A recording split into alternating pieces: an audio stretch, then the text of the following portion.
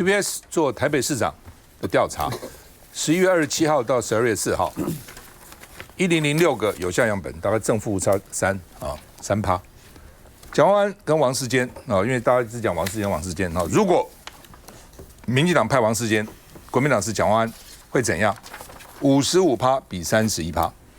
所以呢，蒋万安看起来呢是这个还是赢的啊。不过呢，蒋万安跟吴怡农是61比24，因为吴怡农现在还有议员。郑丽君是62比24，居然郑丽君跟这个吴怡农差不多哈。然后呢，跟沈伯洋64比22，沈伯洋更糟。跟林右昌最糟，只有19%所以看起来民进党这些人里面，还是王世坚的民调比较高，有31%看起来那另外呢，就是而且他现在没有宣布要选一旦宣布以后，会不会有一个这个花篮效应？那特别要注意到的是20到29岁年轻人蒋万安只有31%，但王世坚有48%，48比31多了17%，这是有意的。但是30岁以上都是蒋万安比较赢，但是年轻在20、29岁里面，王世坚是赢的，所以表示他对年轻人的确是有吸引力的那另外呢，各区蒋万安都赢。但是呢，赢的最少的地方是中正万华，因为中正万华本来这个地方绿营的势力就比较大那另外呢，这个如果蒋万安现在大幅领先，不管民进党哪一个人，但是呢，如果他遇到王世坚，有2个警讯刚刚就讲了，一个就是年轻族群王世坚赢的，第二个是中正万华赢太少所以呢，台北市政府说蒋万安现在不管这些，专心市政选举现在还没考虑到这个。那蒋万安的满意度是3年来最高的，现在满意度有59%，是相当高的不满意度25%，但是满意度有59%。那之前呢，这个就任2年是54%，就任1年是49%，就任3个月是41%，它节节往上走那不过不满意度也是高所以满意不满意都相对都比较高我们看一下。我在那一日市长的那几天就是遇到这些好朋友在跟我恭喜不是没出席，因为根据 TVBS 民调中心最新调查结果显示，如果民进党推派王世坚参选台北市长，对决国民党现任市长蒋万安，蒋万安支持度55%，王世坚支持度31%，双方差距24个百分点。但进一步交叉分析，20到29岁年轻族群有48%表示支持王世坚，高于蒋万安的31%。因为根据民调，无论民进党推派谁参选，和国民党蒋万安对决，蒋万安支持度明显较高。如果民进党派吴怡农参选，61%支持蒋万安，而吴怡农获得24%的支持。而蒋万安上任至今3年来的施政表现，有59%台北市民表示满意，也是历次调查中最高。来，这个施宝兄，你是台北市选出来的，怎么看？这个蒋万安他的施政是越来越好了而且他蛮接地气的上个礼拜6前天的时候，我在文山区办一个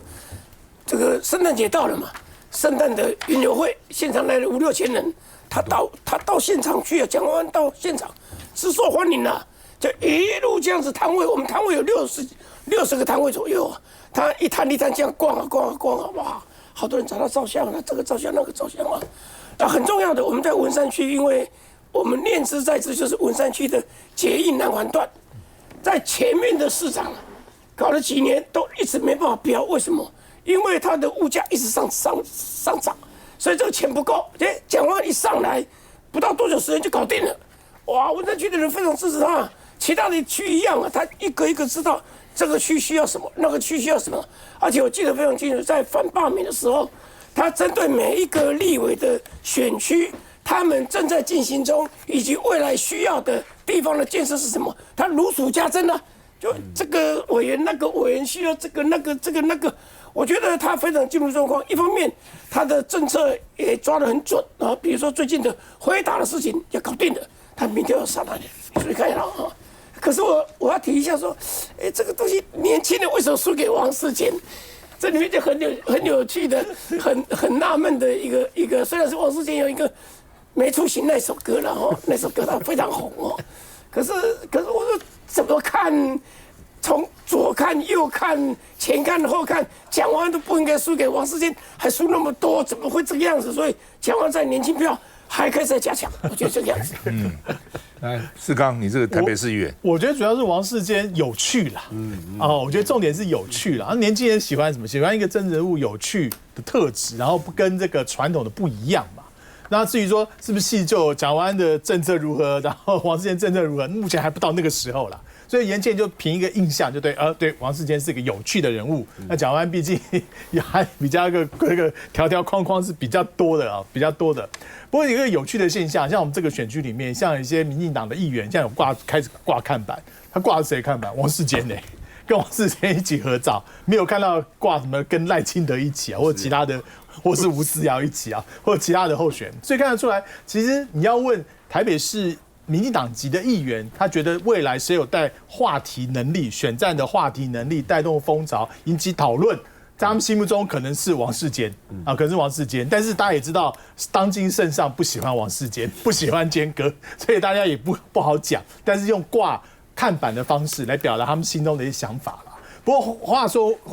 反正到蒋万安了，我觉得蒋万安现在也倒是不需要跟着这些民调转来转去啦。而且我认为最后真正代表民进党出来参选的，恐怕都不是民调上的这些人，恐怕是另有其兵，另有其兵。因为你在这些人再去推他们出来参选，基本上你就刚开始你就输了嘛。假设我就推郑丽君，他现在输蒋万安30几%，这个在未来选举的这个起手式上面，你要怎么造势？没办法造势啊。所以我觉得最后代表民进党出现都不是这几个人。刘嘉玲，连我新北都很想灌王世坚。可以过啊，真的是哦，这个可是我们看这个民调就知道说，蒋万安市长现在是从从容容、游刃有余、拔剑自顾、心茫茫啊，到底要跟谁战啊？民进党到现在都还没有找到适当的人选啊。但因为王世坚委员他本身没有错，他是一个有趣的人，而且呢，他对议题的切入他相当的犀利，而且他敢言呐，敢说，就是3个字，敢说哈。他也不是说觉得说，你国民党就一定都是错的哦，你民进党就一定都是对的哈。我想，到我昨天去跑这个宫庙的行程，都还有人告诉我说，这个你常上 TBS 这个少康造型室哦，可不可以请赵大哥邀请一下王世坚来节目？他们就说，对这个节目很有认同，很希望看到王世坚能够上节目来论述一些事情哈。可见呢，这个年轻人对他的这个支持度哦高不是没有原因的。他曾经来我的选区过一次哈，来站我的活动哈，知道吗？全场沸腾。不是来跟我合照，是要跟他合照。我在旁边像背板一样，你知道吗？所以其实他相当的受欢迎啦哈。但是对民进党来讲，在哪一个县市提名策略一定会提名最强的。那就我所知，现在坚哥好像也没什么大意愿哈。不过年轻的支持度虽然在这个20到29岁，其实在30、39岁，我觉得也蛮有趣，是说蒋万安是掉了8%，那王世坚是增加了8%。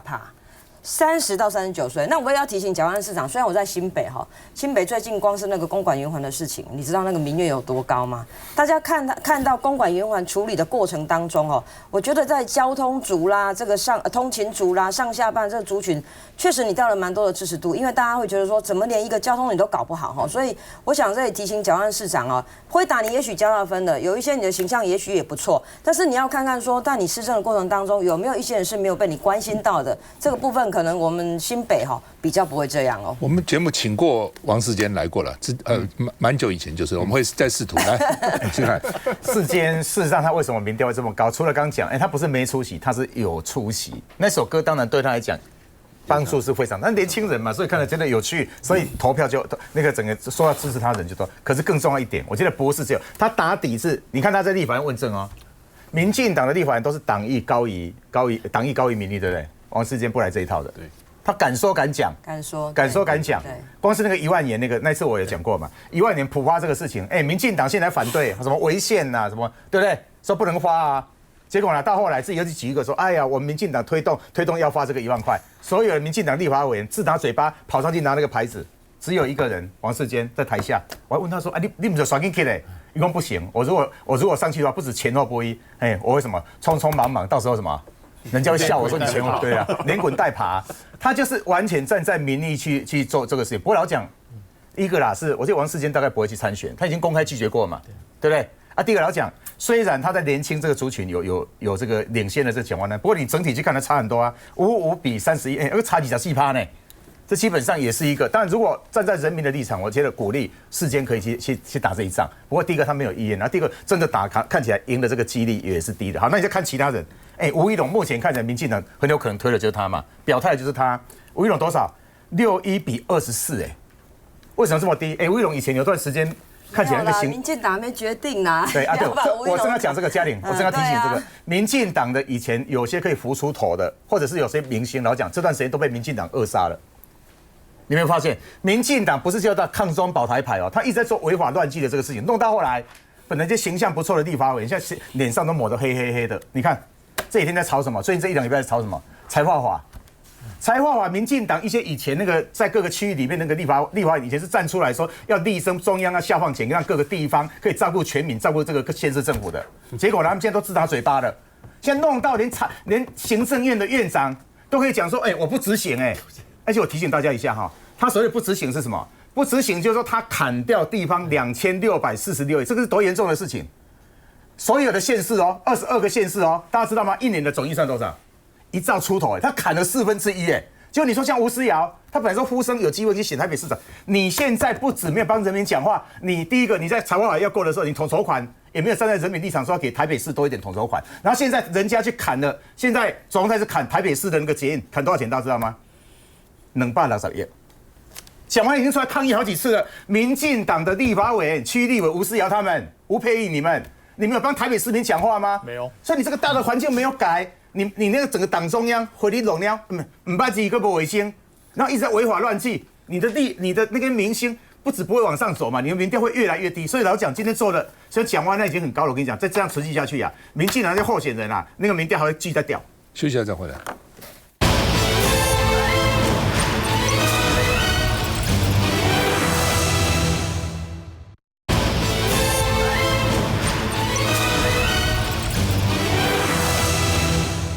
好，本来民进党呢在高雄呼声好像最高的赖瑞荣委员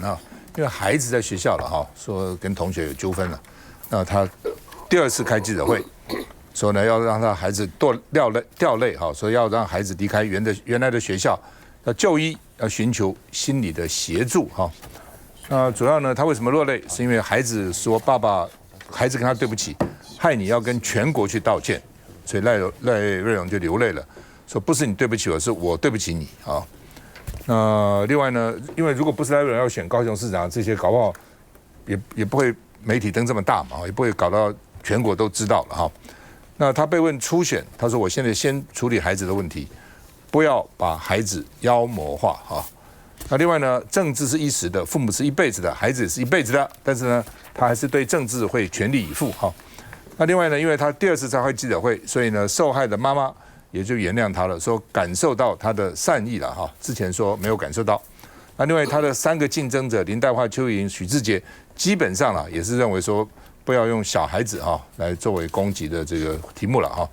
那连柯志恩也是说他的对手呢说选举不应该把家人牵扯进来，个人就是个人嘛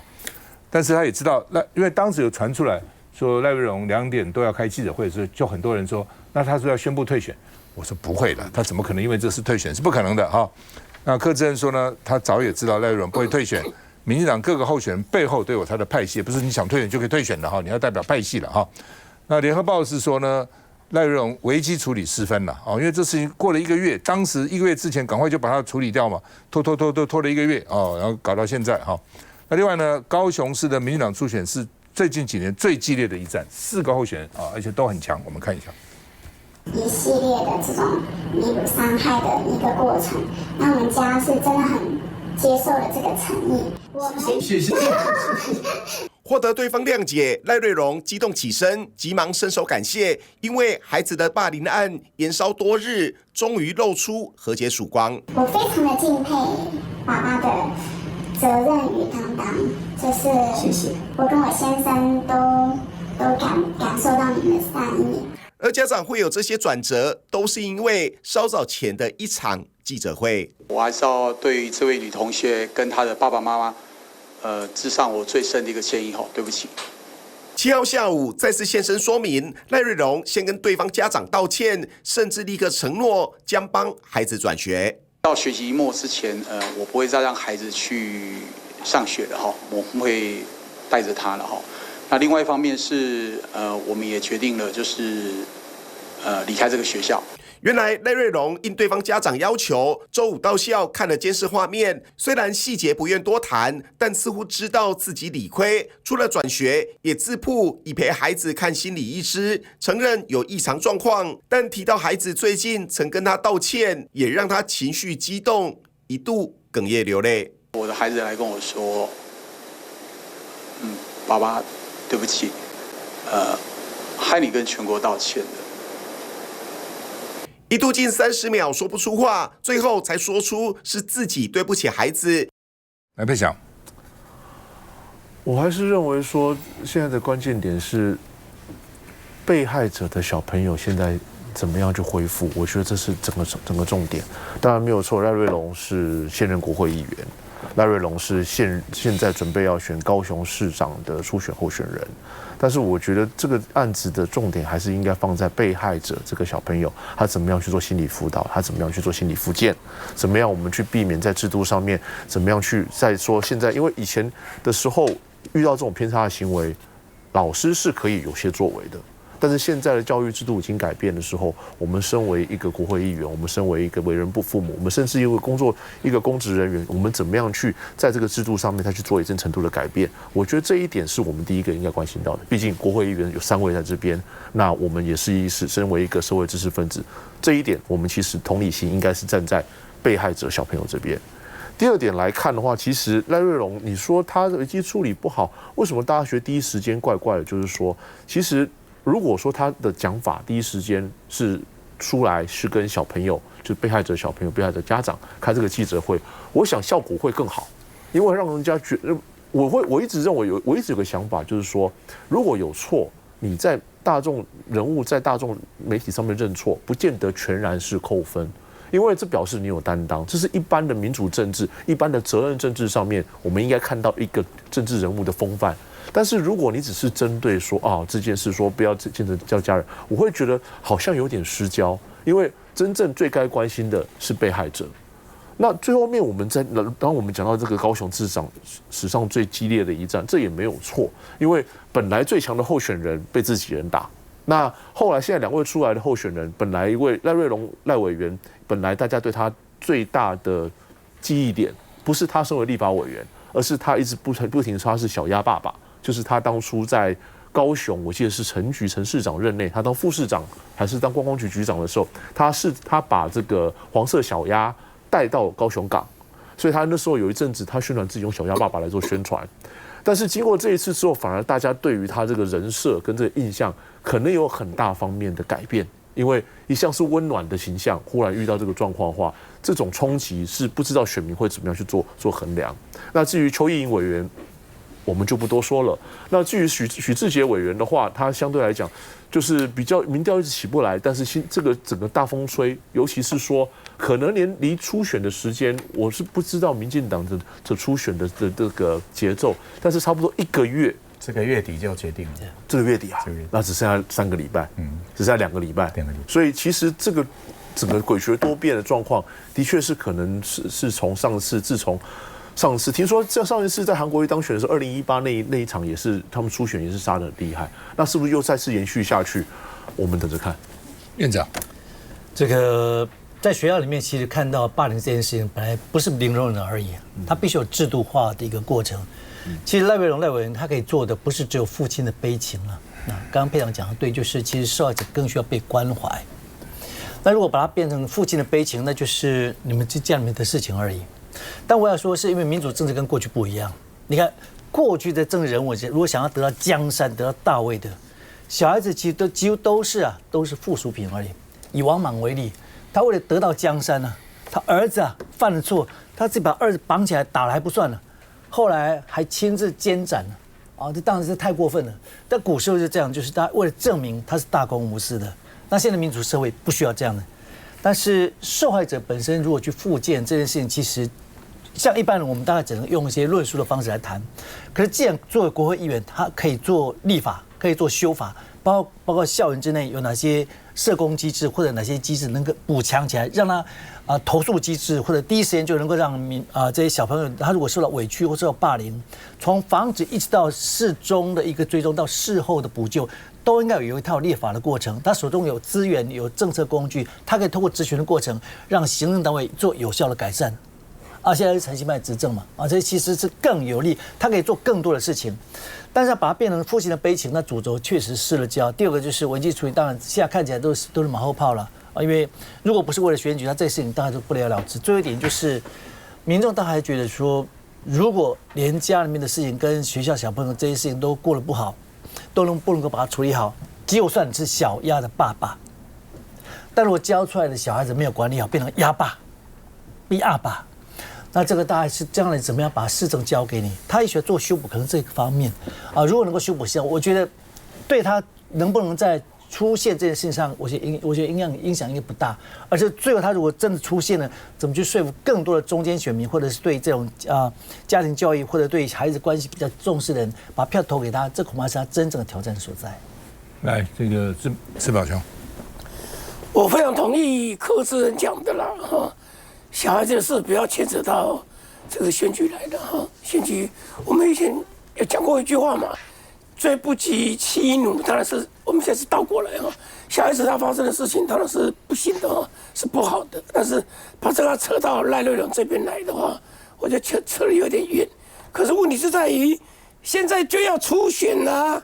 就在节骨眼啦，只有2-3个礼拜的时间啦，一点点的事情都被放大这个事情来讲，这个事情不，这个除了说事件的本身，刚才这个佩祥所讲的那一段，我完全同意。要照顾这个受害者他的心灵的处理，但是更重要的是，大家要看到说，一个要选高雄市长大位的人，他的危机处理怎么样？显然的，他危机处理不好嘛，就处理的不够好，处理的很糟。所以现在来讲的话，2度记者会，而且第一次的话，还看到说这个女童的家长也不愿意见面呐，所以这里面来说的话，主要就是因为这个事情，如果今天没有在他们初选这段时间，大概不会闹这么大，就是因为初选的所以被放大，然后放大，再一次的放大说赖瑞隆平常给人家的人设来讲的话，他基本上是看起来比较规矩，而且比较理性，没有那么冲的一个人。结果怎么碰到这个一个事情，那这个会处理的不好，那以后高雄市的要大政方针交给他处理，选民会放心吗？这个是他思考的问题。我想这个对赖文来说是一个没有预想到的一个冲击啦，而且可能对他的初选结果最后会有一些逆转，可能会一些逆转。那我觉得这个政治非常可怕啦。我坦白讲，我有点同情那个的小朋友，虽然他有一些行为上面的偏差，但他是不是不应该作为一个政治上面的一个斗争的工具？因为毕竟他的小朋友有问题，是他赖瑞隆跟对方家长还有学校之间共同的，我觉得是教育的问题，还有后续辅导的问题。所以你看这个政治非常残酷，也可以看到高雄市长的初选非常的激烈到用各式各样的题材来去争取胜利啊！我觉得这个对赖瑞隆一家，我觉得蛮残忍的。继续再回来。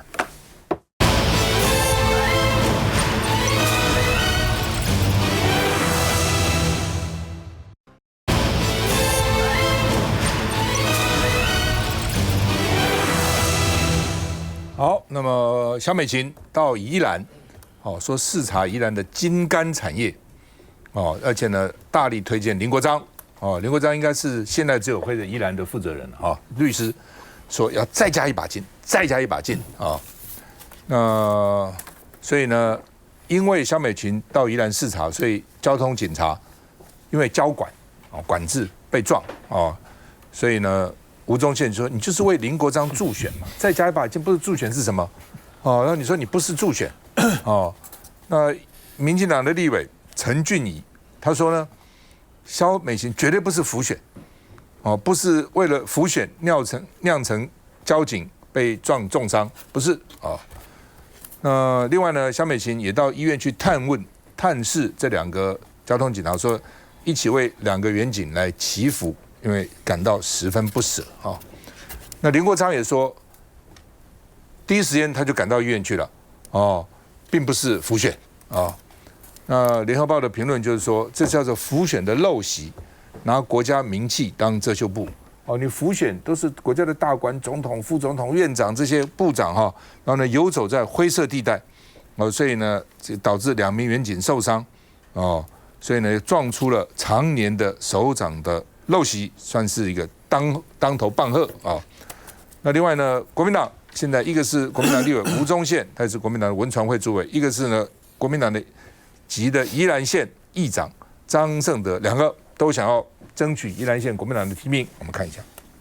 在远景执勤期间发生事故，是让我们非常难过跟不舍。5号在宜兰和新北发生的汉市副总统萧美琴，6号在台南代表歉意，而他也终于在行程告段落后返北探视远景。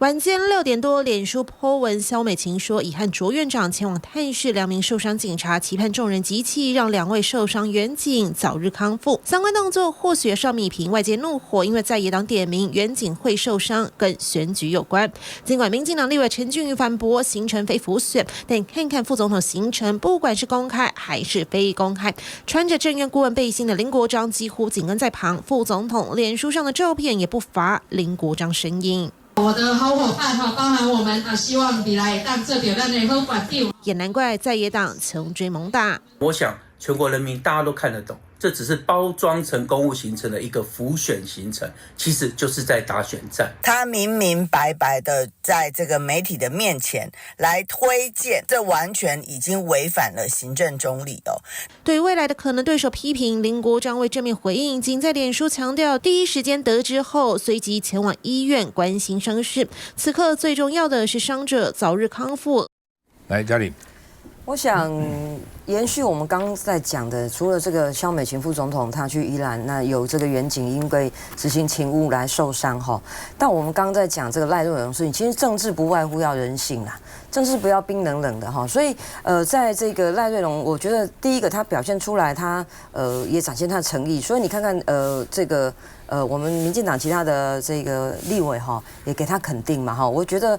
这样就够了哈。有时候平常就要这个好好的注意一下自己的孩子，我们政治人物对孩子都有点缺憾呐哈，就没有办法去陪伴他们。那一样啊，美琴副总统这个事情也是一样，像美琴副总统到宜兰去视察，确实有很多的公务行程没有错哈。那当然我也不否认说这个民进党所提名的这一位候选人哈林律师，他也在场陪，但是呢，如果把它曲解说他一定是因为助选，唯一就一个新人助选，然后所以害这个远景去受伤，我觉得要看看他们这几个人危机处理的程度如何？萧美琴副总在得知这个消息的时候，第一个是他就跟卓院长去探视这个远景，而且一直在协助说他怎么样到台北荣总去做更好的治疗跟医疗哈。那林国昌律师也是一样哦，他说我很快的我就赶快拜托我们行政院，因为他是政务顾问嘛，政务顾问拜托行政院的长官去探视，显现出来是一个温暖的人性然后，但我们都不乐见，也不愿意见到说相关的远景这么辛苦的执行勤务还受伤，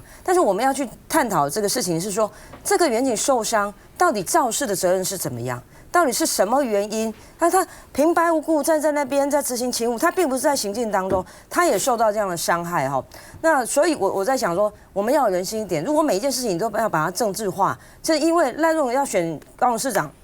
所以呢他就大恶不赦，我们就不能原谅他，我们就对他要大加挞伐。我也觉得大可不必，一样啊。萧美琴副总统他到了宜兰去有公务的情形去视察，那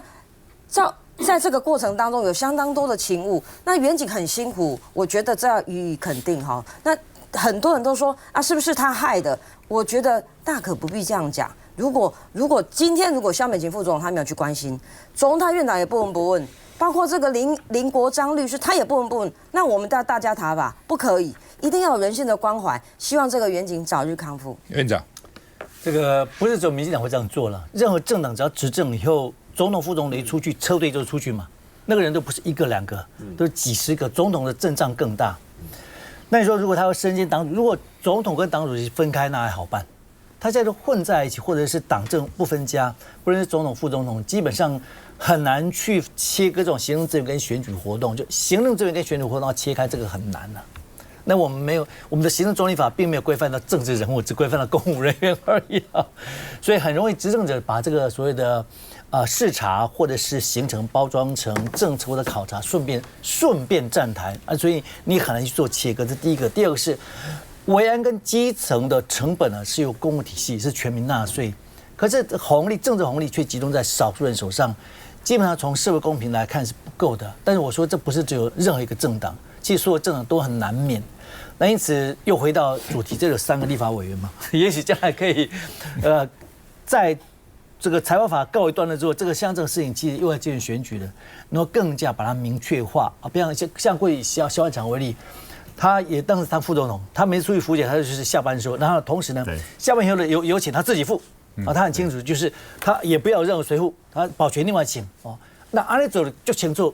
孤还孤，弊还弊嘛，罪还罪嘛，油还油嘛，把它分得很清楚。那这个人不会有人讲话。那你现在把它包装在一起，就到时候再说明做解释，其实都会多费唇舌啦。这个对，院长讲那个例子非常的好。我家己人公营萧万长萧副总统，一定用下班时间去啊，而且自己掏腰包啊。事实上，你连以前的李登辉，大家记不记得？李登辉以前空军1号出去，如果是公务，他是搭空军的，到某些地方说要去浮潜，他连空军1号都不敢搭这次这个萧美琴这个事情有2个不当，非常不当。第一个是滥用这个所谓的行政这个资源，其实这个也不是新闻，对民进党来讲，上次在推动那个大罢免的时候，你看那个周永泰他们说什么？我们是要去宣讲啦，去讲什么立法院这个蓝白对我们都不好啦，去宣讲。到上面在上面民进党立委上面唱歌，唱那首大罢免，对不对？把国民党立委要大罢免32个全部都要砍掉，就是滥用这个行政资源嘛。第二个更不当的是什么？刚有看到啊。萧美琴直接讲，好林国璋来这在那里喝管定，要好好拉他一把，好这样，这不就是在浮选吗？所以这2个不当是非常非常严重的。我觉得台湾人民水准是高的。刚院长讲这个，大家会从过去去比较，也会去看看民进党现在怎么样在践踏我们的这个行政中立，有没有依法行政这个事情。好，那我讲一下高雄这个事情，赖瑞隆这个事情，当然现在看起来他还保有了这个门票，不过老讲后面。我认为到了月底之前，不是只有赖瑞隆，可能杀得刀刀见骨，搞不好还有其他的案子会出来。你看最早是谁？最早是林泰化啊！你看那个助理案，那个多惨啊！他是手举起来，政治介入司法罪，司法介入的这个出现。到后来是谁？邱意莹那个美容大峡谷啊，一个案子，然后到后来才会是赖瑞隆这个涉嫌小孩子这个霸凌。我认为未来这2-3个礼拜还会有其他的。当然赖瑞隆这个事情一开始处理的。慢半拍，拖得太久了一点，而且他没有像刚佩祥讲的，你应该从那个被害者的角色，不是只有爸爸的角色嘛，是吧？处理也没有那么好。不过基本上，因为后来受害这个家属认为说他也道歉，也有诚意，也原谅他了嘛，所以暂时是止血的。我认为这个门票应该是短时间还是有拿到的。现在说到底谁输谁赢，后面还要再看。可另外，我觉得这个案子到目前最大赢家是谁？我觉得是表现很好的柯志恩啊。对这个事情他也没有见内欣喜哦，他出来讲什么？他说选举不要牵扯到家人，他没有去落井下石啊，这就是一个庸然大度嘛。我是觉得现在这场选举本来在高雄在台南，民进党东西不讲莫讲西归，莫讲九道题的赢，可是现在看起来整个局势都在改变，不只是民进党执政不利这个问题，很多事情慢慢会冒出来，特别民进党现在这个事情看起来都是民进党内部自爆的啊。所以未来2-3个礼拜还会有很多事情，包括不是只有高雄，大家注意看，连台南，等一下我们都会谈到陈亭妃，虽然现在。蔡英文的人马也支持他，对不对？郑国会很多人也支持他，现在连陈水扁都出来支持他。他前阵子他那最重要的政治伙伴前议长欧宾的不就被办吗？所以后来会不会变数呢？很多随时最近这2-3个礼拜很精彩，还有好戏可看。现在看到在宜兰县的县长的选举哦，这个民进党已经定于一尊了嘛，就是那个林律师嘛，对不对？啊，国民党现在还没有啊，有2个要 PK， 王必要还跟白军，对不对？跟陈婉慧，所以基本上就傻傻的哈。所以你这样看哦，民进党现在来讲就是已经出来了，候选人出来了，而且呢卯足了劲，国家的副元首、副总统这么高的一个高度，全力辅选。那个不是胡选吗？那个怎么不是胡选呢？合作管定好不好？打个吼，怎么不是胡选？那当然是啊，对不对？啊，不要忘了，你去的名义是什么？你可以动用这么多资源帮你做维安、做交管的事情，你是因为你是副总统，你不是民进党什么这什么要员去辅选他，然后你是猛拉减 C 口，就是前面讲一些宜兰的市政啊，但是呢加一句就加那一句，那一句就很重要了，那一句是很重要的啊，给他当县长啦，好不好啦？什么知道他有多好啦？各位，这个就浮选，所以大家会觉得说，人家这个党政不分也好啦，或者是行政不中立也好啦，哪里有这样子猛来检视款呢？这么的彻底，这么混，我觉得不好了，那个给人家观感不好，老百姓的那个眼睛是雪亮的，就是你这样做来讲是很不妥的了。休息一下再回来。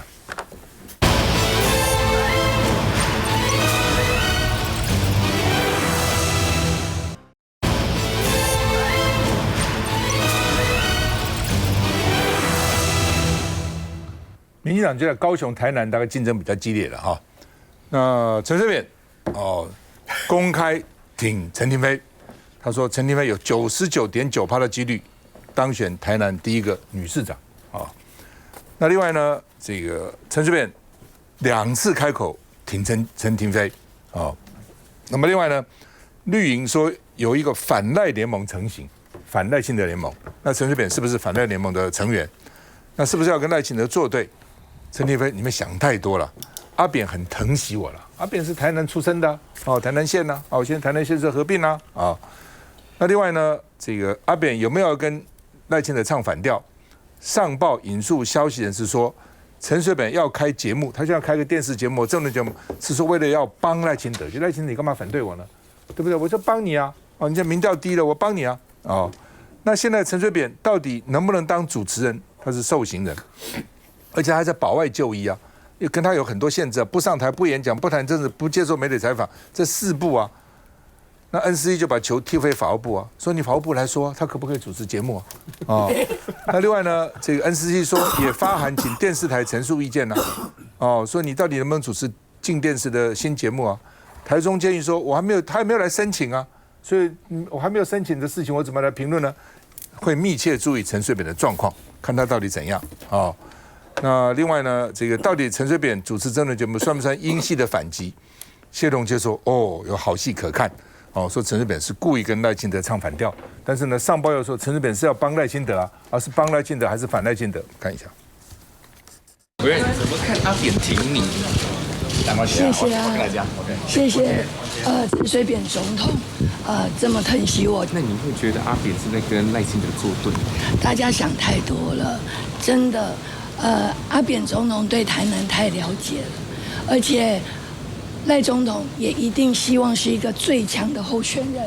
这是毋庸置疑的，这也是选对会一直以来所坚持的。我们就是要一个最强的候选人，才能赢得2026，才能帮我们的2028赖清德总统的连任做了最大的底气，所以大家的目标是一致的。蓝志刚。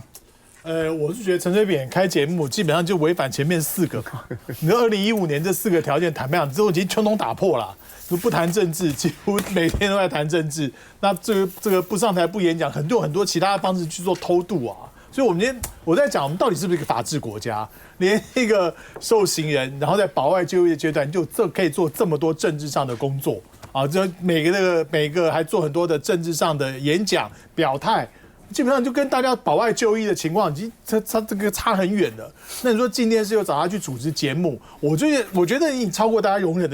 的这个底线了啦。你那节目里面难道谈一些风花雪月吗？谈一些过去的他这个从政的历史吗？当然不可能啊，一定会讲到很多时政的问题啊，甚至很多会不会去访问候选人的问题啊？会不会民进党的候选人争相上他的节目？然后来访问，然后呢有这个得到陈水扁的加持，王世坚。那另外这个对王世坚，或是创造一些，或帮某些人创造一些声量出来，那这个变成这个陈水扁，就算也不能说重返政坛，而是说搅乱政坛一池春水的一个很好的平台。那我觉得法务部也不能就不讲话，不能什么法务部跟 NCC 这边推来推去，你在推来推去，同时每个礼拜就进棚录影啊！我觉得这件事情政府要拿出态度出来。如果都能够用这种方式，保外就医的方式，然后呢去做这很多的政治评论啊，甚至还靠这个去有其他的酬劳博取收视率，我真的觉得这个实在是把大家的法治体现啊去做完全的破坏。这 NCC 啊，如果你还是一个所谓的独立机关的话，你要拿一句话，陈水扁可不可以担任政论节目主持人？嘉玲。其实阿扁总统跟赖清德总统的交情还不错哦，因为他们毕竟都出生台南啦，所以大家一直在说，因为台南的这个初选很激烈啊，高雄初选很激烈，所以就有一个反赖联盟。我觉得联想力太多了啦，哈，没有那么严重了哈。当然，对于台南或高雄的这个民进党的候选人来讲，能够得到阿扁的支持，确实蛮重要的。因为你不得否认说他还是有一些影响力哈，那他无论在主持电视节目或在网络上面，他流量也还不错哦哈啊。但是如果说你说他违反相关的规定，我觉得我赞成依法处理啦。好，该怎么样？你说进电视要开节目，好，那你就是本来就是要去申请啊。那你要去申请进电视是不能有政论节目的。OK， 那你要申请政论节目，那你要去申请看能不能过。那你要请阿扁总统来主持也好，你有没有违反相关的规定？我赞成依法依规处理啦哈。但是我们不能否认，在政治上他确实有他的影响力。所以陈亭妃立委他能够得到阿扁总统的支持，对他来讲，他当然觉得多了一股力量啊。好，因为毕竟都是出身台南嘛，好关田嘛。对不对？那对陈亭妃来讲，他有这样的故乡的力量来支持他，他当然很开心啊。就是蚯蚓对蚯蚓何尝不是呢？毕竟以前这个阿扁总统还在当总统的时候，或者当台北市长，这几年来跟这2位女性候选人的互动也相当的多哈。这2位立委相当的多。那而且呢，阿扁总统他在当总统或者当市长任内，他禁用了相当多的女性的这个官员，甚至他的副总统是吕秀莲，那他也用了相当多的，我就不再赘述了。所以对于加深这2位女性当市长的印象，我想应该有她的一点功劳啦哈。所以在这个过程当中，难免运用她的力量来想要来帮忙她的好友，我觉得无可厚非啦。但是相关的规定就依法来处理就可以了。几个问题了啊，第一个就是说当时因为他保外就医，说不上台、不演讲、不谈政治、不接受媒体采访啊，这是一个啊，这是一个。那另外呢 ，NCC 说进电视呢，当时也答应不开政论节目。那如果陈水扁他不可能这个去怎么主持旅游啊？对啊，美妆啊，美食啊，跟小公司一样。会哦。他看来他是比较会偏重政治。阿扁总统也有在讲生活化的。对，不看嘛哈，这是第2个。所以进电视也在问说，那到底怎么样哦？这个 NCC 有问了哈。第3个就是说，赖清德看起来他在高雄是支持赖瑞荣，在台南是支持林俊宪，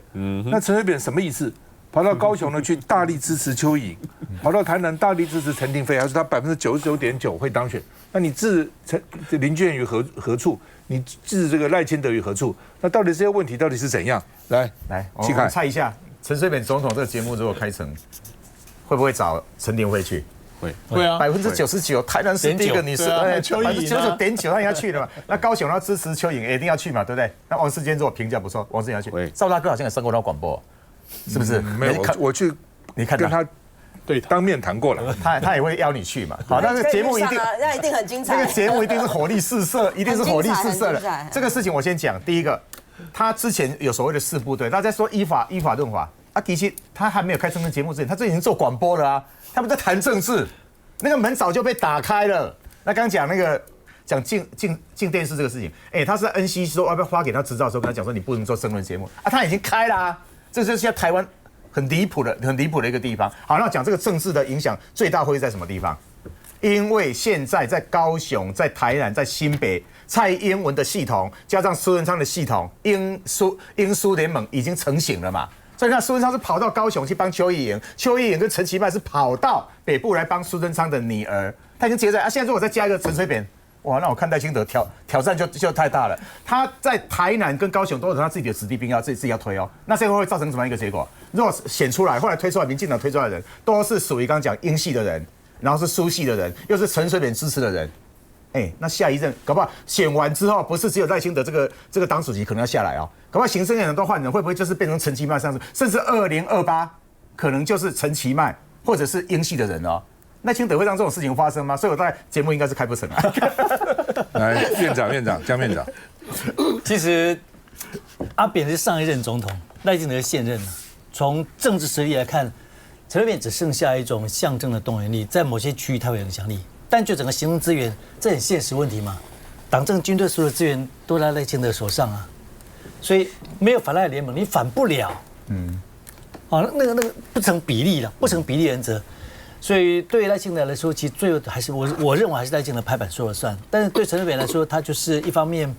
他对政治不能忘情嘛。很多人过去学他的都学得很像。记者你也知道，我们都喜欢谁阿扁总统啊。就他有他的魅力存在所在，他就支持陈亭妃，他就支持邱毅都 OK。但问题是，我觉得如果从他自己念法律，从法律公平原则来看，我们现在法务部啊，一年有600个人申请保外就医，他条件非常严苛，就你或者是怀孕5个月啦，或者生产2个月啦，这你都不是嘛哈。然后重病快要死了，你也不是嘛哈。然后在监所内，因为你得到很重大的疾病，没办法得到就医，你一定要出来，看着他活得非常好。那每一年600个人通过率大概在3成、2成、2到3成左右，其实对这些人来说不公平。因为他们要接受，几乎很多人都说，几乎这到了死亡边缘，在滚木杆前面才被通过，勉强多活几天的自由。可对阿扁来说，他已经得到非常多的非常好的待遇了。那当然，他对于这种民进党内部的关心，这个人的选择啦。可是我觉得比较起来，我认为阿扁有象征性的动员力，但是刷存在感的意义显然要比大于他要对赖清德有不一样的想法，因为毕竟。一个是卸任，一个是在任，在任的有行政资源，这倒是一个铁铮铮的事实。这个江院长的讲话，基本上我同意半了啊，没有错。阿扁没办法，现在没有力量挑战赖清德。不要忘了，现在选举啊，这个政治讲究实力啊，选结果啊。他现在如果支持陈亭妃、一个邱莹，这2个如果都冒出来啊，这2个请问他要听谁的？听赖清德的，听阿扁的。阿扁大力啊！不要忘了，大家都清楚，随便问路人甲、路人乙都知道，赖清德是挺这个林俊宪啊，台南林俊宪啊，高雄就是赖瑞隆啊。当然以后会怎么样不知道了，他除了这个事情之外，所以就很清楚了。现在阿扁跟蔡英文跟苏贞昌那个因苏扁，其实引人成心呐。我认为引人成心，他是不是等于反赖联盟不敢说，但是这个呢，这2个只要一上来。如果真的他不信，他们2个要当选台南市长跟高雄市长，那对赖清德当然是很大威胁。对啊，还想知法、玩法、弄法、乱法，这就是我们现在看到的我们现在整个政府的机制。老实讲，本来就不应该出来。虽然那时候是阿扁上台讲说不应该大罢免这件事，还被人家出征成中共同路人。我头一次听到说有人把阿扁说中共同路人，因为他上台说不赞成大罢免。但是不管怎么样，他当初保外就医的条件既然违反了，他还要开节目。